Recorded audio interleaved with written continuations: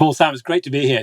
I love doing these face-to-face interviews or discussions, and you've got an amazing facility here. What are you doing here with all of these breakout rooms and recording studios? Oh, well, this is our Ignition Centre. So this is what we use with clients to break through some of the challenging problems that they've got through the facilities that we've got here, puts them in a different frame of mind. We've got the sprint rooms for breakout sessions. We can put the technology together with any of the data and insights that we're coming together and really try and move some of the thinking forward. And it's a really fun space to work in. Sam, you built it, I believe. I built elements of technology for sure. We worked globally with other Ignition centres as well. So there's a commonality in the way we use these centres. So a great part of the role.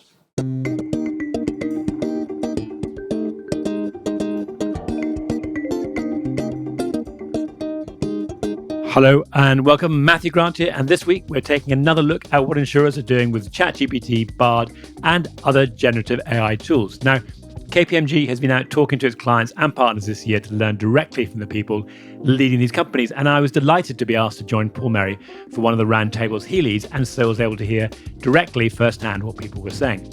For this episode, I popped back over to the KPMG offices in Canary Wharf, London, to talk to Sam Taylor and Paul Merrey in person to find out what's going on and a hint of what is to come in the next few weeks with the release of Microsoft's Copilot, with whom KPMG is partnering. We've also got some tips in here on how to get the best out of generative AI and how to help your colleagues learn and discover the potential for generative AI use in your business. Now, we're delighted to have KPMG as a member of Instech, and today we're working with hundreds of companies in insurance, technology, and professional services to share their stories and to give you some insights into the latest innovations that actually work. To learn more about what we're doing at Instech and how we might be able to help you, you can find out more at www.instech.co or contact any of us, hello@instech.co. We're going to put links to those and the items we discussed in this interview in the episode notes. Now, back to Sam and Paul. Instech is accredited for continuing professional development by the Chartered Insurance Institute, and you can earn up to 0.5 CPD hours by listening to our podcast. You can find the learning objectives on our website, www.instech.co, or in the episode description. Whilst you're there, please do take a minute to complete the feedback form. We are always keen to hear what you think of the podcast. So for those that don't know KPMG, I think everybody does, but I don't think they'll be aware of how big you are. 143 countries you're operating in. In last year, you had 265,000 people around the world, and you're working in government, public sector, not-for-profit, obviously financial services, and insurance. Paul, you're partner, head of commercialty and specialty insurance, and Sam, you are director of strategy and performance transformation. And we're going to be talking today about a lot about generative AI, but specifically for, these days, most people have heard of it. But the idea is to help people understand not just what it can do for them, but also if they're enthusiasts about it, how do they help their organization move forward in some practical cases. Before we get into that, Paul, you've run some excellent roundtables I've had the chance to be part of. But just in terms of what you're doing at KPMG in the world of insurance, before we get into the generative AI space, anything we should add to the sort of high-level introduction? In terms of KPMG's services in insurance, we've got several hundred people purely focused on insurance, and our services span everything from developing the strategy through into executing that strategy through operations, technology consulting, helping them with their digital transformations. But in addition to that, a large risk consulting practice, a tax consulting practice, as well as deal advisory. And for the purposes of Sam, what kind of research are you drawing from in terms of just learning what's happening in the industry just now about generative AI? So we've got kind of three distinct levels of research that are going on. The macro context and what's going on from an economic perspective. Then we started getting into a bit more of the detail. We've worked with over 300 business leaders to understand use cases and how this can be applied to a business context. And then finally, through our alliances with the likes of Microsoft and Google, we've done some really deep kind of connectivity with them to understand their roadmaps and the future vision for artificial intelligence. And large language models, generative AI, has been around for a while, but most of us came across this with ChatGPT's launch almost this time last year. How's the insurance world doing relative to financial markets generally and maybe other industries in terms of its understanding and move towards adoption of these tools? Yeah, I think broadly in line. A lot of organisations are at this discovery stage and just understanding what it is, what it can do. And a lot of organisations, especially in the financial services sector, including insurance, have moved past this generic understanding of what Gen AI is, moved almost past the use case and understanding use cases, and are very much thinking about adoption and implementation. So insurance is kind of amongst the pack. If I were to think across sectors and try and a sector that's maybe ahead of the pack, right, so in private equity, they are much more focused obviously on value creation and risk of value loss, and using generative AI to either offset the risk of value loss. If you think about business model impact of anybody who does something broadly associated with something that AI is very good at, there's a risk of that value erosion over time. So they've got this laser focus on value. And actually, it's one of the things that we're trying to talk to clients about, and how you anchor this conversation in cost, then cost reduction, obviously, but also value creation through generative AI and finding those really strategically aligned use cases. Yeah, that point about cost reduction is interesting, because I think a lot of those use cases tend to be around using analytics to be able to replace people looking at documents or creating documents. But it's, there's a few insurance companies we've spoken to who are really looking for how do you actually add the value by helping with underwriting or looking at new ways of bringing new business we should talk about. But just in terms of what you've seen over the last 12 months and that adoption by the insurers, is there only one that stands out for either of you as an example? When we think about how Gen AI is going to evolve, we're thinking about the various horizons. This horizon one that we're in at the moment is very much around helping people do their roles a little bit better. So most of the use cases that we see from the insurers will be around either helping extract data better, make some sense of the data a little bit better, or at the more evolved end, it's using Gen AI powered chatbots. It's been trialing, playing around with the technology.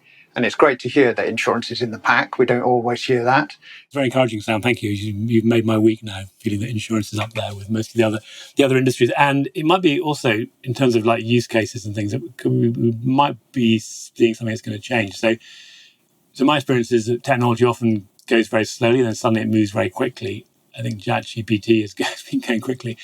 Might be about to move even faster. You are working with Microsoft, and there's something quite interesting that's going to be happening quite soon. Can you just talk a little bit about what you're doing with them and what's going to happen with Copilot? No, absolutely. I think also your observation of tech moving really quickly and then quite slowly is quite on the money, because this technology, artificial intelligence generally, has been around since the 50s. So you've had this really steady evolution or maturity of the tech leading up to ChatGPT being released a few months ago.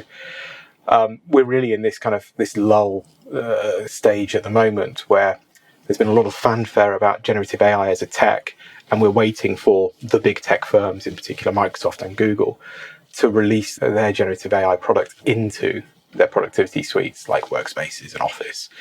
So we're in this kind of lull moment within the tech evolution. But you're right, there is a massive market moment coming in a few months' time once these productivity suites or enhancements are released. So in particular, you made reference Copilot. Copilot is going to be a market event, frankly. It's going to hit organizations really quite quickly with what we believe to be at the moment a really high degree of capability. So it should be integrated into, in an Office context with Microsoft, Word, PowerPoint, Excel, Teams. So it'll be pervasive across the employee experience. And actually, if you look at the use cases that Microsoft have already publicized around Copilot, they're actually going to be really powerful. So, for example, we've seen demos from Microsoft around what it can do in Teams. If you join a call halfway through and you've missed half the conversation, Copilot should be able to summarize the content of that conversation, should be able to capture sentiment, should be able to auto-generate a list of actions or disagreements or points to follow up on. And to Paul's point a second ago around making an individual employee more productive, traditionally that was something that somebody might have had to write up in 10, 15 minutes after the fact. It's now going to be real time.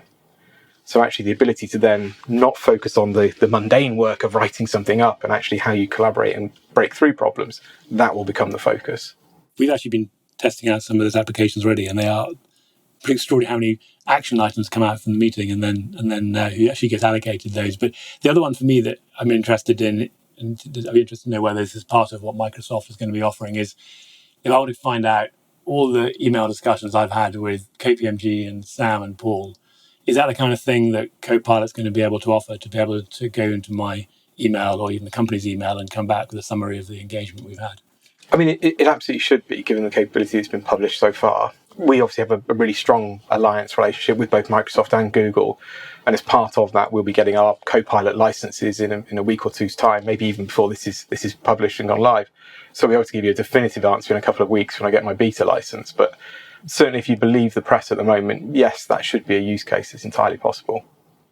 And then another application, Paul, one of the discussions we've been having recently, and is sort of part of what I think people are trying to solve, this challenge of all the data moving around between different counterparties, from the original insureds to brokers to insurers. And for a while, people have been trying to build portals. But recently, I've heard that actually they've given up on doing that, because why not just let the brokers send it round with email attachments and then use the technology and the analytics to go and extract the data? It's going to be more efficient. It strikes me a little bit like the adoption of the sort of mobile telephone network in Africa, where it's a leapfrogged putting in a conventional telephone infrastructure. You just go straight to technology that's out there. Is that sort of the kind of applications you're starting to see as you've been talking to insurers? I guess the second question is that the right way to think about it, or are we at risk of taking too many shortcuts by just having too high expectations of what we can get out of generative AI? I fear about the analogy in the sense that it's often seen as a panacea or a reason for not doing anything now. That don't worry, Gen AI is the answer to the question. Doesn't matter what the question is. And I think we've seen some of that this year. Just take the example that you've got. If you're operating green screens and your data is all over the place in your legacy platforms, and you've got paper even flying around perhaps, then how can you really deploy Gen AI to all of its abilities? If you are on a cloud-based SaaS platform with your data plans well advanced, you are far more likely to be able to deploy Gen AI in numerous use cases and make far more impact. So I think the frogging, I don't think is quite there. I think it is an opportunity, though, to completely rethink what we do, how we do it, how it stitches together. But remember, technology is just one part of this. As you well know, the processes that go around it and all of the people, particularly in the insurance market, that are operating in all that, need to move hand in hand to make the big changes. I suppose it's a bit like this problem of data, isn't it? And Sam, it's maybe something you've got a view on, which is we all talk about or embrace the fact that more data is valuable, but the more data there is, the harder it is often to be able to organize it. I came up with an analogy for generative AI that someone told me was quite a good one, so I was going to run it past you. ChatGPT, for example, is like a librarian. So it's like a librarian that can very quickly run around a library and get information, but there's a limit to how much you can expect that librarian to do. And examples of things like being able to do calculations and maths and things, and that's not the role. Is that a fair analogy for how we might think about some of these tools? I think it is a fair analogy, but it also can work well with other members of staff, to carry on the analogy, that are good at those things. So other maybe machine learning or natural language processing bots that actually are really good at, whether it be mathematics or other capabilities. I think that the really key point, though, is that a lot of organisations are in this place at the moment across all sectors where their data probably isn't as clean, as structured, as integrated as it needs to be to get the most value from this. And for a lot of organisations, that's a multi-year journey to get that into a sensible position where generative AI can exploit it. And what we're hearing from a lot of clients is that it's always been the case. Sort your data out has always been, I heard somebody say the other day, it's number 11 on the top 10 list of things to do, because the benefits really weren't as tangible as they are with generative AI. Obviously now it's eking up the list and it's becoming much more of a priority for management teams. So I love it when people quote back my quote. I take ownership of that. Somebody may have posted it back to you, which is even better, actually. It's the power of the network. I did cite you earlier when I told Paul about it, so apologies for not citing you now. I know, love it. And then I just want to talk a little bit about what are the new insurance aspects that, on one hand, get enabled by generative AI tools, but also potentially are needed as we move to these tools. So I guess the first one, we talked earlier about some of the efficiencies and the cost savings. We also touched on the fact that most insurers are also looking for new sources of premium, new sources of revenue. What are you seeing is happening where the generative AI tools are starting to allow insurers to more accurately price and therefore offer coverage to risks that previously they felt they didn't know enough about and therefore wouldn't insure? I think we're still early days on that, to be honest, Matthew. I think what everyone's acutely aware of in the industry is that there's new risks relating to all of the rise of Gen AI, whether it's increased threat of data breaches, cyber security threats. There's all of the risks with using algorithms, whether it's the bias, whether it's errors in the models. And for all of this, there's a potential role for insurance in helping companies manage those risks. So whether that's adaptation of existing products, particularly cyber insurance, or the rise of new products, that's early days, but we'll see how that comes about. But I think everyone is optimistic about the opportunities here, particularly for being more relevant to our customers, but equally for solving some of the productivity and capability gaps that the industry has. So let's take a specific example. If the cyber insurance market is going to triple in the next 5 years, what we did last year thought that it was going to grow from $10 billion market in 2022 through to a $30 billion market by 2027, with probably a quadrupling in terms of the number of policies, because as you move down to SME, the number of underwriters that you need to deal with that sort of volume of business. And noting that from a lot of the efficiency work that we do, we know that around 50% of the time that underwriters spend is on non-value added activities, i.e. non-underwriting activities or developing products with brokers and clients. Then there's a huge role for Gen AI to help the efficiency of underwriters. And it links back into, I know, some of the other themes that have been prevalent in the market about how do we make underwriters' lives easier. That's on one side, that's looking for new opportunities. And then what about this whole insurability of the use of generative AI tools themselves? Are you starting to see companies or opportunities where people are now providing cover for the use of tools? And I think that might particularly get into some of the areas of like personal information and some of the things that are going on that. Is that coming through from your research? There's a story a couple of days ago about Microsoft making a public statement, essentially promising to cover any liability that arises as a result of copyright infringement through generative AI. So essentially what they're saying is if you follow their anti-copyright methodology, you can be assured that the content that's been generated by a generative AI bot won't lead you down a liability claim for copyright infringement. And that they're so confident in that framework that actually they're willing to underwrite, any legal expenses that arise as a result.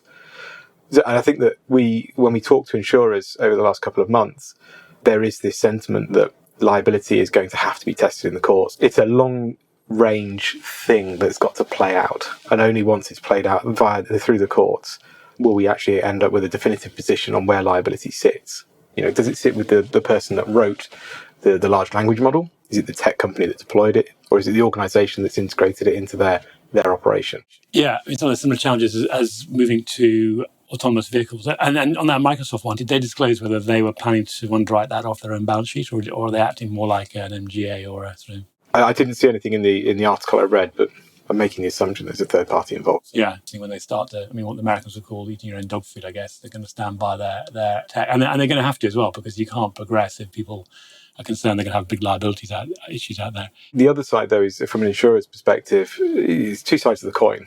There's how they infuse artificial intelligence into their existing propositions and services that they're offering. But there's also, as Paul was alluding to, the new solutions and products that will arise as a result of AI, things that weren't possible before that are possible now. And I think we're yet to see, those new products and services even be thought of, because we're still in this first horizon of being a kind of co-pilot. As the tech matures, I think both of the sides of that coin will also mature, and we'll start to see really innovative products and services come to market. Lloyd's itself has got a history of getting ahead of innovation or using some of the new areas to be able to underwrite. So it's going to be interesting to see which companies start to be willing to be out there alongside Microsoft saying, no, we understand enough about this to be there. And you can see a lot of co-creation of the insurance products as well. So I think I suspect it's going to happen quite quickly, particularly given, hopefully given back in London, where there is that appetite to sort of diversify some of the risks. And then I want to talk a little bit about the costs, Sam, of generative AI generally. So I suspect we've been slightly lulled into a sense that this is all great and free because we can all go into ChatGPT or Bard or other solutions. You can ask it questions and it's actually pretty useful and you don't get charged anything. But it's not really quite as simple as that, is it? Particularly when you're deploying it at scale. No, and I think the synergy we're drawing is it's likely to be very similar to the cloud model, where a lot of people thought there were going to be cost efficiencies, by exiting your own data center, but actually the pricing model was completely different, and so you end up just paying an amount to whoever your cloud hosting provider is, for access to that data. It looks very likely that this will be very similar when it comes to the generative AI bots, whether that be Copilot or the open AI module in Azure or Vertex AI in Bard. And I think that we have yet to kind of think through the financial operations of that expenditure. I mean, Microsoft has been very clear with their pricing model. They see this as a completely different Copilot, that is, as a completely different product to Office. So it will be priced as a standalone product. And the same will be true for the modules within the cloud hosting environment. We've already seen some of the pricing models be alluded to around tokenization. That's the kind of compression of the request you're sending to a generative AI bot. And I don't think it will be a pure cost driver in and of itself without other actions being taken across the operation. I know I'm oversimplifying this too much, but the charging model and tokenization is very loosely linked to the number of words and you put into that. So the more words you start putting in, the more you've got to pay. And it also reminded me of the sort of mobile phone pricing model where you're not careful, you can actually rack up some high costs. And I thought I'd come across one of the most extreme versions of charging a mobile phone for my son who went to Europe and forgot to change the mobile charges. But I think, Sam, you actually might even be able to beat that with your own experience. Absolutely. My parents won't let me forget the £3,000 phone bill I racked up. So I'm sure it'll be quite similar when we get to this generative AI model. There'll be some CIOs out there that will rack up some pretty serious bills quite quickly. Yeah, £3,000. I'm not going to ask you what you're downloading, but I think it's a bit of a warning, seriously, isn't it? Because you can sign up for some of these applications now, and they will charge you by the sort of volume for generative AI usage. So the costs are getting quite significant. I think that seems to also be a differentiator, isn't it, between some of the tools now and the efficiency of how the analytics are being done. So the differentiator now between some of the large language models is the ability to process more data more effectively and more quickly. So there's sort of a bit of I'm quite sure if it's the right word, an arms race, but we're seeing a little bit of that between obviously the big organizations like Google and Microsoft doing this, but some of the more niche companies building their own tools. There's also something about how you move those sides forward within an organization. So for us, we're really keen to educate KPMG employees across the board so that they understand what artificial intelligence and generative AI is, but also start to adopt it within existing business processes and integrate it into the services that we offer. And one of the things that we've rolled out this summer to help with that effort is our Summer of AI. So it's been a whole series of hackathons, speakers from tech companies, academics, and people across industry, as well as our own technologists building demos and products with the technology. And it's actually had a fantastic rate of adoption throughout the organisation, from our very junior grades right the way through to very senior parts of our exco and beyond. And it's just been a fantastic success in terms of how to educate, adopt and infuse artificial intelligence into the organisation. And I think when we come back to use cases, it's going to be the people on the ground delivering the services that are best placed to find those use cases. And they can only really do that if they understand artificial intelligence. And something you said there, Sam, it's got me thinking about ways for people who want to understand the real capabilities of generative AI. So you mentioned that your colleagues in KPMG have supported this.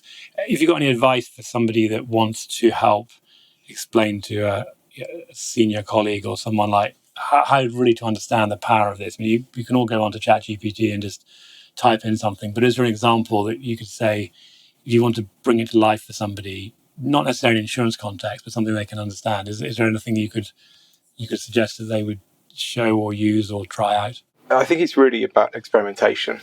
So in that context, if you're looking to kind of influence, stakeholders within your organisation, what we tend to do is talk about it in terms of a value chain, really understanding your value chain and how your organisation creates value. And once you do that, you can find ways to apply artificial intelligence to that value chain context.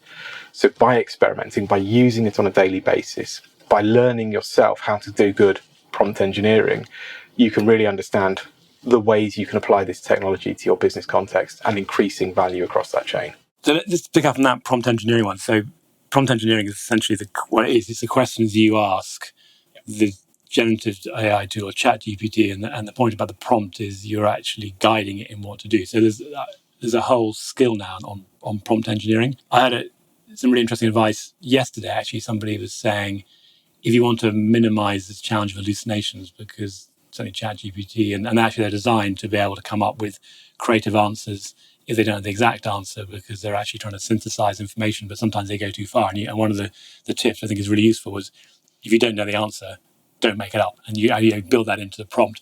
But for people that want to understand more about how to ask good questions and how to write good prompts, where should they go to be able to get some basic guidance on how to do that? Because it does make a big difference in terms of the response you get back.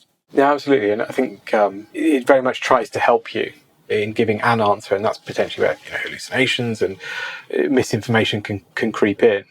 I tend to look at it in a multi-stage conversation. So I very much set the background, the context of the conversation up front. I describe the type of output that I'm looking for. And then I give the bot the option to ask me any questions if it's unclear. And by doing those kind of three things in a very structured way, it very much helps the bot to help you.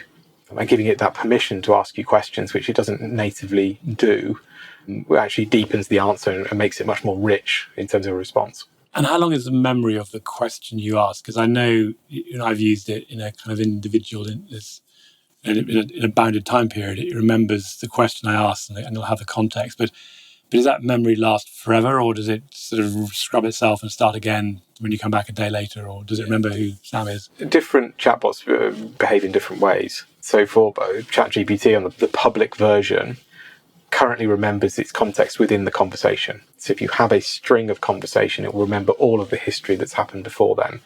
And you can pick up the conversation in 3 days, 2 weeks' time, and it remembers the rest of that context.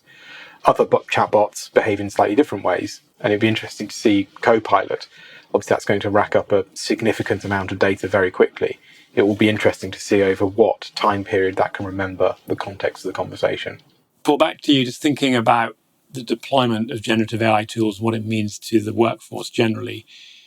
A lot of people learn by doing, and a lot of the sort of manual grunt work that gets done by lawyers and other professional services are things that could be replaced by generative AI. But what does that mean for how do we educate a workforce going forward? Because if they're not doing that basic work, are they going to be learning enough to be effective as they get to more senior positions and need to have a sense and understanding about what's going on, even if they're not checking all the information themselves? Yeah, it's a good question. It's one that's been heavily debated in the conversations and the roundtables that we've had. But I think if I look back at my career, just before I was starting work, most juniors would spend their time filing. We moved clearly beyond that, and that job description evolved to photocopying. Now it's producing lots of PowerPoint. Now, I think we could do without any of those points and still have people who are new to an organization who can add value and do different things. They might be, back to the discussion about prompt, they might be really good at prompt engineering, and they might be engaging with the bots to develop research. I know it's often described as Gen AI Horizon 1 is like having a good intern. When I was an intern, I'd spend a month or two researching and finding a product opportunity for one of the major banks that then turned out to be a major market. But that took months. You could have your junior interns who don't know anything, like I didn't know anything, researching things in minutes and hours. So, Paul, I know you and KPMG have put together quite a lot of content on this. Where's the best place for people to go and look to sort of get a bit more depth than what we've been talking about today? Well, there's a huge amount of information that we're producing as an organisation, like many others. We'll put some of the articles in there that are more focused on generative AI as a topic and what organisations more broadly are doing, as well as including some of the specific insurance content, because I think people are interested in the use cases that are here, but equally, what should people be doing about it right now? Well, Sam, Paul, thank you very much for carving out some time on this Friday afternoon and showing me around your facility and allowing me to use your recording facilities. I've certainly learned a lot and looking forward to reading a bit more. So thank you very much.